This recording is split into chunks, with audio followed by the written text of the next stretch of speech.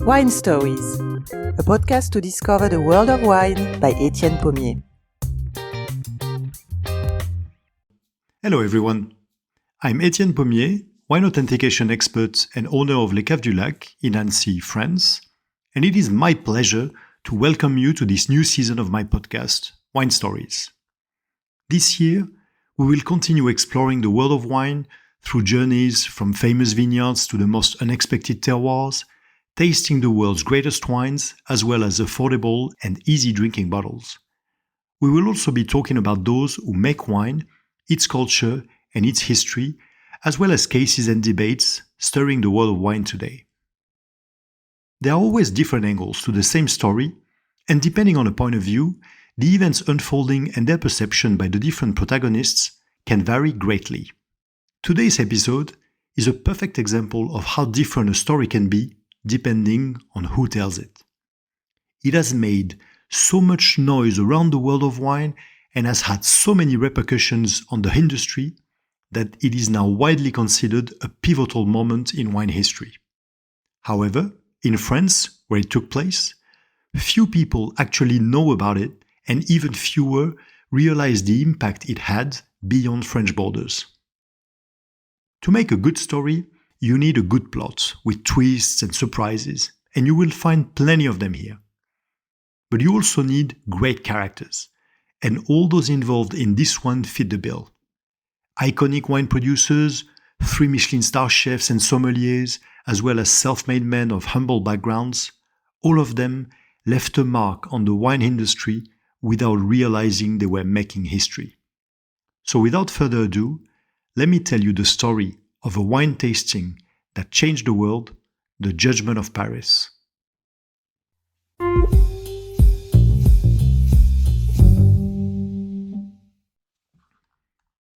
Paris, Monday the 24th of May, 1976. In the salons of the Intercontinental Hotel, a long banquet table has been set up to accommodate a wine tasting organized by a young Englishman for a handful of French wine experts. A white tablecloth has been laid on the table, and the hotel staff has prepared for each participant a set of wine glasses, a scorecard with a pencil and a spittoon. 34-year-old Steven Spurrier has been living for 6 years in the French capital, where he runs a boutique wine store named Les Caves de la Madeleine that he purchased in April 1971. And for 3 years now, he's been also running with partners John Winroth and Patricia Gallagher a wine course provider, l'Académie du Vin. Just before 3 p.m., the guests start arriving at the venue to take their place at the table. They've been invited to join a tasting of California wines. As Spurrier explained once they've all taken their seats, they will be poured 20 wines, 10 whites and 10 reds, some coming from California, as well as similar quality French wines. All the judges agree, and Spurrier proceeds to present them with the scorecards that they will be asked to fill, assessing the wines based on 4 criteria: eye, nose, mouth, as well as overall harmony, and give them a rating out of 20 points. In order to get an honest and unbiased opinion on all the wines served, Spurrier and Gallagher have decided to pour them in blind in neutral bottles, and the reds have been decanted in advance.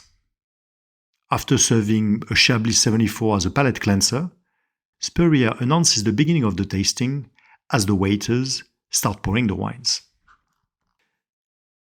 There are 9 judges who have agreed to participate in this event.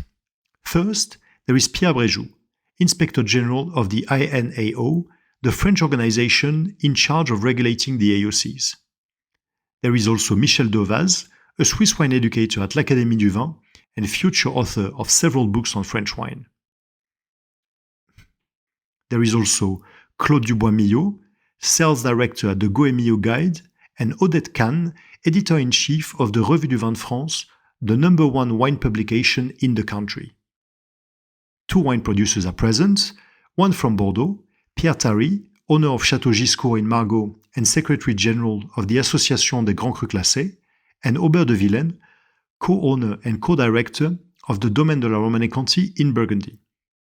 And finally, 3 judges from the hospitality industry: Jean-Claude Vrina, owner of 3 Michelin star restaurant Taïwan; Raymond Oliver, chef and owner of Le Grand Véfour, also a 3 Michelin star restaurant and one of Paris' oldest tables dating back to the 18th century; and Christian Vanecke, sommelier at 3 Michelin star La Tour d'Argent, world famous for its amazing wine cellar. Aware of the tasting, Jean-Pierre Leroux and Gérard Bossot-Deschouade, his sommelier at the nearby Sofitel Hotel, have come out of curiosity and have been allowed to stay and watch. Spurrier and Gallagher have invited journalists from French newspapers Le Monde and Le Figaro, but no one has come, and only one American journalist for Time magazine, George Taber, has agreed to cover the event. 30 years later, he would write a book, The Judgment of Paris, that I have used to prepare this episode. Little did they all know that they were about to make history in the world of wine.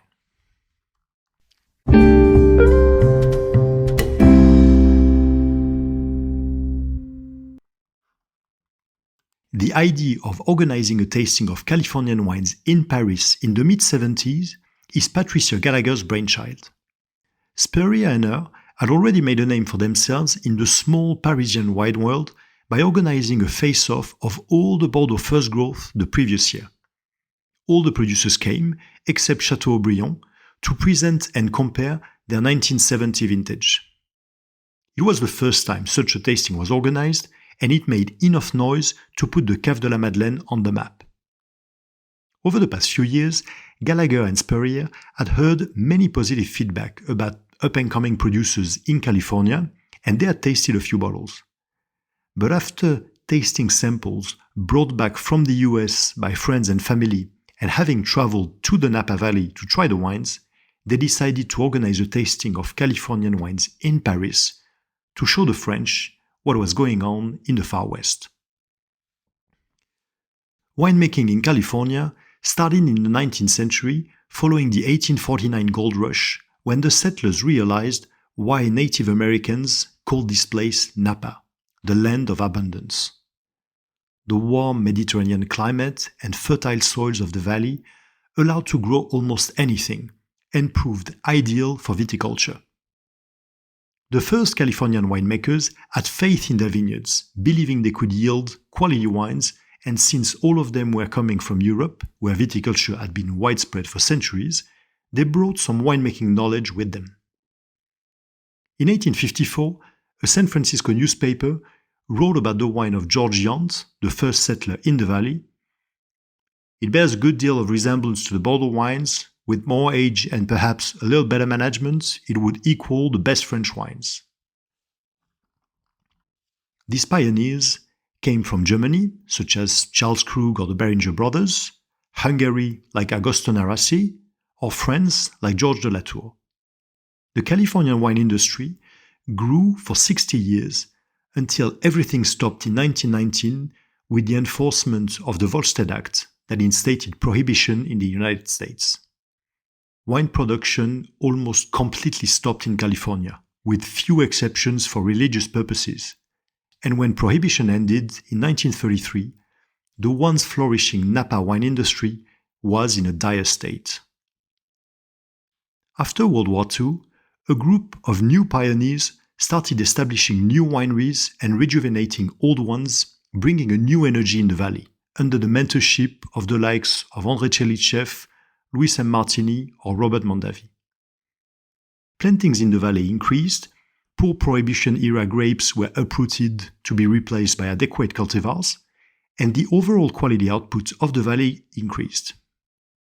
Napa winemakers didn't have generations of experience and tradition like the French producers did, so they experimented, and eventually it paid off. 10 years ago, a friend of mine who had lived in California introduced me to some of these old vintage Napa Valley wines, and I was very impressed by the poise of some of these classic Robert Mondavi or Beaulieu Vineyard wines.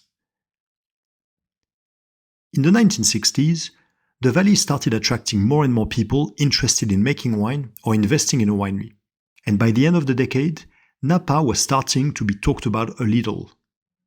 But France was still ruling the world of wine, and no one would have seriously considered comparing the great wines of Bordeaux or Burgundy to anything else. Yes, there were some developments in other countries outside of Europe, such as the US or Australia, but these were deemed by most wine experts interesting efforts at best, but certainly not worthy of going side by side with iconic French Grand Crus. In Gallagher and Spurrier's mind, the idea of organizing a tasting of Californian wines in Paris was only to showcase the quality of up-and-coming producers from a promising region. They chose to put them in perspective with some of France's finest wines, because that's what Napa producers were trying to emulate. In March 1976, Spurrier traveled to California and tasted a Chardonnay in Joe Hyde's cellars. Asked to comment on the wine, he said to the winemaker, "It reminds me of a Meursault Charme." To what Hydes responded, "Meursault Charme is one of my wife's favorite wines, and that's what I'm trying to make." For the tasting, Gallagher and Spurrier chose 6 California Chardonnays and 6 Cabernet Sauvignon-based wines to be compared to 4 white Burgundies and 4 red Bordeaux from the left bank. Since they wanted to promote Californian wines, they didn't see it as an issue that there were more American wines. In terms of vintages, they selected vintages that were available on the market at the time, since there were no older years for Napa available anyway. For France, they opted for 1972 and 1973 white Burgundies, years with quite high levels of acid and fine tension. Bordeaux Reds were from a great vintage, 1970, dubbed the best since 1961, and 1971, which was a step down but still quite good. Here is the list of wines that were served at the tasting. Chalon Vineyard Chardonnay 1974, Chateau Montelena Chardonnay 1973, David Bruce Winery Chardonnay 1973, Freemark Abbey Winery Chardonnay 1972, Spring Mountain Vineyard Chardonnay 1973, and Videcrest Vineyards 1972 Chardonnay. And from Burgundy, Domaine Le Fleuve Puligny-Montrachet Premier Cru Les Pucelles 1972, Domaine Rouleau Meursault Premier Cru Charme 1973, Joseph Drouin Beaune Premier Cru Clos des Mouches 1973, and Ramonet Prud'homme Bâtard-Montrachet Grand Cru 1973. And here is the list of red wines from the Napa Valley: Clos Duval Winery 1972, Freemark Abbey Winery 1969, Hyde Cellars Martha's Vineyard 1970, Mayacamas Vineyards 1971, Ridge Montebello 1971, and Stag's Leap Wine Cellars 1973. And their Bordeaux counterparts: Château Aubryon Pessac-Léognan First Classified Growth 1970, Château Léoville-Lascaz Saint-Julien Second Classified Growth 1971, Château Montrose Saint-Estèphe Second Classified Growth 1970, and Château Mousson-Rothschild Pauillac Second Growth 1970. As you can see, Spurrier did pick fine wines from premium French producers, so that the bar was set really high for California. He and Patricia Gallagher would be tasting the wines too, but their scores would not be taken into account for the final ranking. Spurrier didn't expect miracles for Napa given the competition. He was just hoping for an interesting comparison as the waiters were pouring the first wines.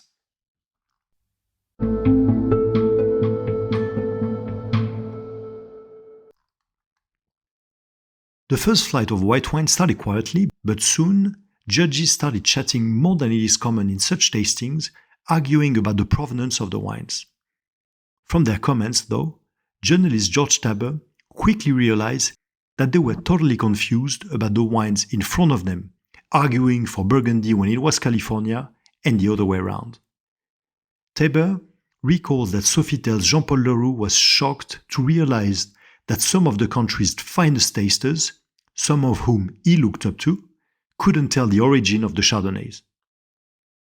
After the judges tasted all the wines and filled their scorecards, Spurrier gathered them and added the scores to get the final ranking. When he finished, he announced the result to the judges, whose reaction was pure shock. In third place, Chalon Vineyard Chardonnay 1974, Steven Spurrier's favorite wine. In second place, Domaine Rouleau Meursault Premier Cru Charme 1973. And in first place, Château Montelena Chardonnay 1973. The whole room was in shock. As the waiters cleared the tables and started pouring the red wines, the room was still buzzing from the surprise of the results, and Spurrier was sure that the judges would be much more focused and careful tasting the reds to identify French wines and rate them high. As George Taber puts it, one Californian wine winning was bad enough. 2 would be treason. The atmosphere for the red flight was more intense and serious, with much less chatter, and the judges' comments were often spot on. "That is California, or I don't know what I am doing here," said La Tour d'Argent sommelier Christian Vanecke, tasting the 1971 Ridge Montebello. Raymond Oliver took one quick sip of a red wine and proclaimed, "That's a mouton, without a doubt." And it was. But when Spurrier announced the results for the red wines, the stir in the room was even greater than before. The wine that came out on top, beating Chateau Montrose 1970 in third place and Mouton Rothschild 1970 in second place, was Stag's Leap Wine Cellars Cabernet Sauvignon 1973. To everyone's surprise, including Spurrier's of course, California had won again. After the tasting, the judges stayed a while to debrief over a glass of champagne, and some of the reactions were complimentary. Aubert de Villaine, who had married a Californian girl, commented, "I tasted my first Californian wines in 1964, and since then there have been more and more good wine houses there." And sommelier Christian Vanecke added, "The white wines approach the best of France without a doubt. The reds, though, were not as good and don't have the character of a Bordeaux." But other judges were much more bitter about the results. Michel Dauvaz argued that, in 5 or 10 years, when the wines have properly matured, I'm sure the French red wines will do much better. And Odette Kahn from the Revue du Vin de France added that it was a false test because Californian wines are trying too much to be like French wine. And she asked Steven Spurrier, "Monsieur Spurrier, I demand to have my scorecards." "I'm sorry, Madame Kahn, but you're not going to get them back." "But they are my scores." "No, Madame, they are not your scores. They are my scores now." The verdict was clear. There was no room for appeal for what would go down in history as the Judgment of Paris. 2 Californian wines, Château Montelena Chardonnay 1973 and Stag's Leap Wine Cellars Cabernet Sauvignon 1973, which Odette Kahn had ranked number 1 of all her red wines, had won in Paris against some of the best French wines. And the winemakers behind these bottles were a former graduate student in political sciences from the suburbs of Chicago and a Croatian immigrant who had escaped the communist regime.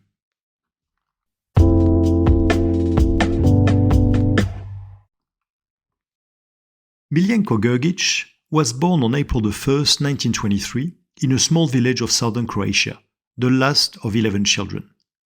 His parents were farmers and he wanted to become a winemaker, so in 1949 he went to study viticulture at Zagreb University, taking part-time jobs on the side to make ends meet. But in Tito's Yugoslavia, the dreams and aspirations of Grgić and his friends were not well received, and one day, after a student protest, some friends told Miljenko that he was being followed by the secret police and that he had to leave the country soon. He remembered the words of one of his professors who had traveled to California and described it as a paradise. So he decided that's where he wanted to go. Still a student, he obtained a 2-month visa to join an exchange program in West Germany in August 1954 and left for the West with $32 hidden in his shoes to make it to California. After staying in Germany for a while and then Canada, he finally managed to make it to the US in 1958. He changed his name to Mike Gergich and was 35 years of age when he finally arrived in the Napa Valley. He started working in several wineries, and in 1972, he joined Jim Barrett's Chateau Montelena and made his first vintage of Chardonnay. 1973 was a slightly warm year in Napa, but without excessive heat, which allowed the grapes to ripen perfectly while keeping a high level of acid that Gergich was always looking for. Born and bred in Croatia, where the family always had wine on the table, he thought that acidity was the key to a balanced wine that could go with food. The grapes were harvested manually, crushed and pressed before fermenting in temperature-controlled stainless steel tanks. Gergich then racked them into French oak barrels purchased the year before that would now add a mellow but not overpowering oak character to his wine. In May 1974, English wine critic Harry Vaux traveled to Napa and visited Montelena. Tasting the 1973, he commented to the winemaker, "Mike, I haven't tasted such a good wine even in France." In December 1974, Chateau Montelena released 2,200 cases of Chardonnay 1973 at $6.50 a bottle. Warren Winiarski was 36 years old when he left behind his hometown of Chicago with his wife and kids to search for a new life in California. Born in 1928 in a Polish family of the suburbs, he graduated in political science at the University of Chicago, but had the dream of becoming a winemaker one day. Some would say he was predestined for it, as his name, Winiarski, meant son of a winemaker in Polish. On August 1st, 1964, driving his old Chevrolet struggling to climb the steep sections of Route 66 across Arizona, he hoped that he had made the right choice and that the winery job waiting for him in Napa would turn out well. After 2 years at Souverain Cellars, he joined the Mondavi family before buying his own vineyards in 1970 with other investors and building Stag's Leap Wine Cellars in 1973. On September 23, 1973, Winiarski started picking his Cabernet Sauvignon, and after being crushed and destemmed, the grapes were placed in a temperature-controlled stainless steel tank for fermentation. The tank was a replica of the ones used at Château Latour that Winiarski had read about in a magazine. After 6 months, the wine was transferred into new French oak barrels to mature for 18 months. In July 1975, 1,800 cases of Stag's Leap Wine Cellars Cabernet Sauvignon 1973 were released on the market at $6 per bottle, and Harry Vaux's comments were laudatory. This represents a swing away from huge Cabernet Sauvignon to a wine of more finesse and elegance, in effect, more along the lines of the Medocs from Bordeaux. The English wine critic was spot on, and both wines were bound to make history.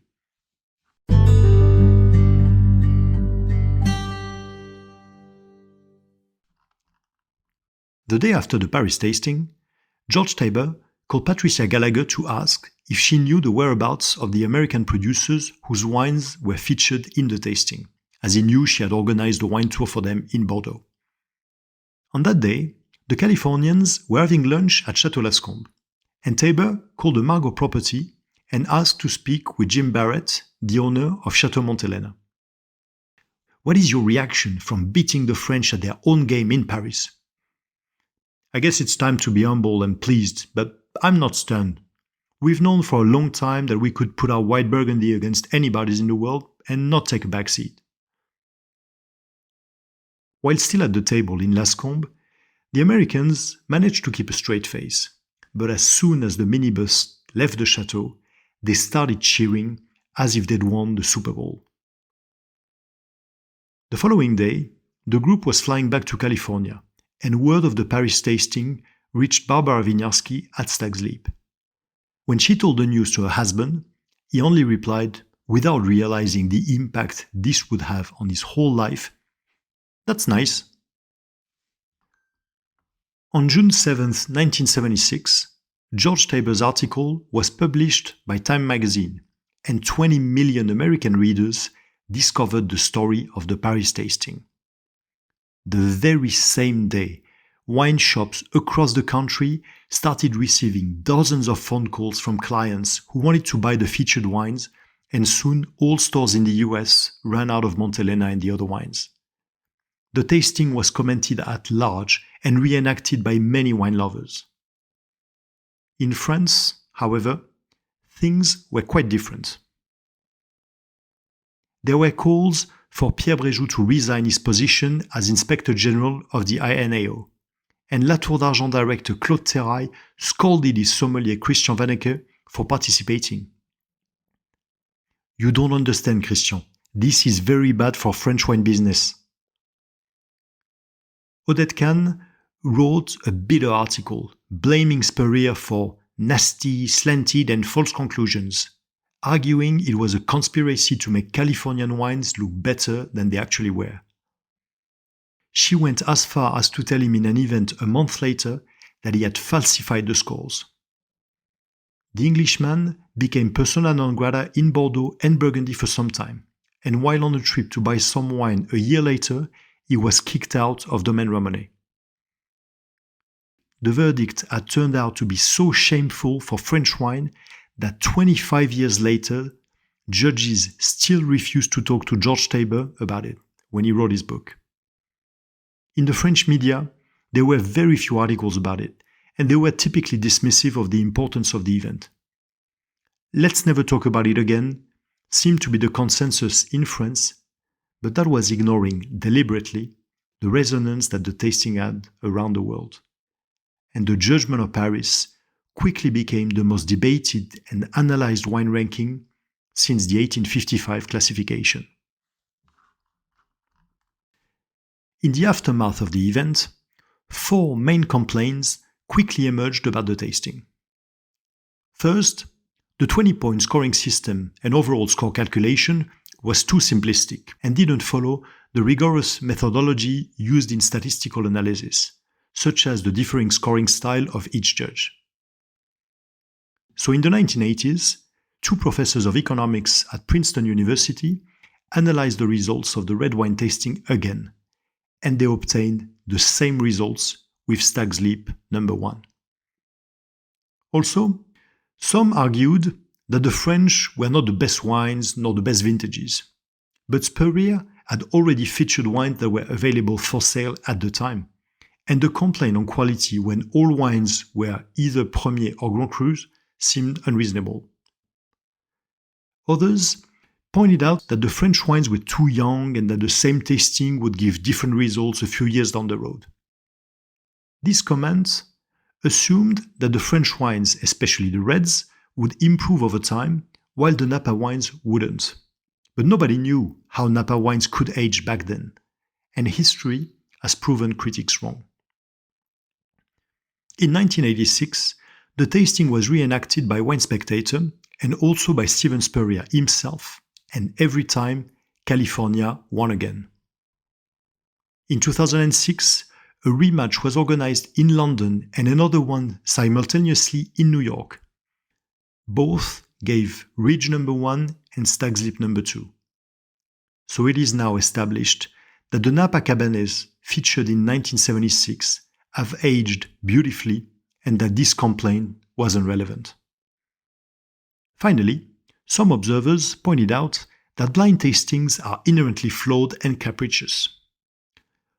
While blind tasting is a very difficult exercise and finding the origin is often really tricky, expert tasters should be able to assess quality. And since 1976, the judgment has been reenacted publicly multiple times with similar results. 3 years later, the Goemio magazine organized in France a tasting of over 300 wines from all over the world, called the Wine Olympics, in an attempt to re-establish France's superiority. The number 1 Chardonnay at the Wine Olympics was Trefethen 1976 from California. For me, the Judgment of Paris was first and foremost a useful wake-up call for the French wine industry that had been resting on its laurels for a while. In the 1970s, the quality of the plant material left to be desired in many vineyards, for the clones replanted after the war had often been selected for their productivity rather than their qualitative potential. The tasting didn't prove that Californian wines were better than Bordeaux or Burgundy. It only proved that France didn't have exclusive rights on high-quality terroirs capable of producing premium wines. The judges in 1976 were caught a little off guard, for very few of them had ever tasted Californian wines before. But there is a stylistic difference between Napa and Bordeaux or Burgundy, mainly due to the different soil and climate. Whether you prefer the character of Médoc or Napa is up to you. The tasting and its many reenactments ever since have only shown that both areas can produce fine wines. In fact, even French winemakers acknowledged it, and it is not a coincidence if Baron Philippe de Rothschild, the owner of Château Mouton Rothschild, launched the first vintage of his Napa Valley joint venture with Robert Mondavi Opus 1 in 1979, only 3 years after the Paris tasting.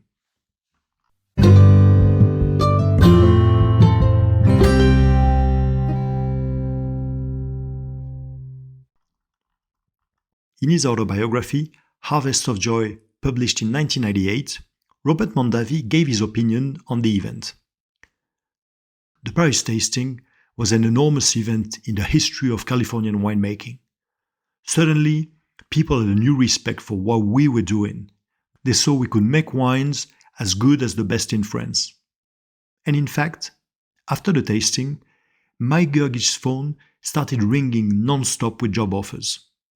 Eventually, he managed to open his own winery a few years later, Gergich Hills Wine Cellar.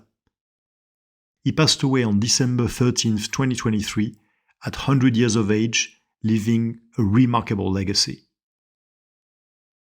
Warren Winiarski remained at the helm of Stag's Leap Wine Cellars until 2007, when he sold it for $187 million. He still lives in the Napa Valley today. 20 years after the judgment of Paris, bottles of Château Montelena 1973 Chardonnay and Stag's Leap Wine Cellars 1973 Cabernet Sauvignon were placed in Washington, D.C.'s Smithsonian National Museum of American History. Stephen Spurrier passed away on March 9, 2021 in England. He was one of the most influential wine personalities of the late 20th century, and this podcast episode is a tribute to his legacy. If you wish to know more about the Paris tasting, I invite you to read the compelling book written by George Taber, Judgment of Paris, published by Scribner in New York in 2005, on which today's episode is widely based.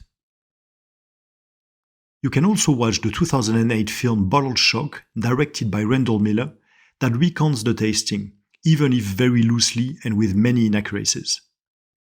If you've enjoyed this episode, please give it a like on your favorite podcast app, and I'll be back next week with another wine story.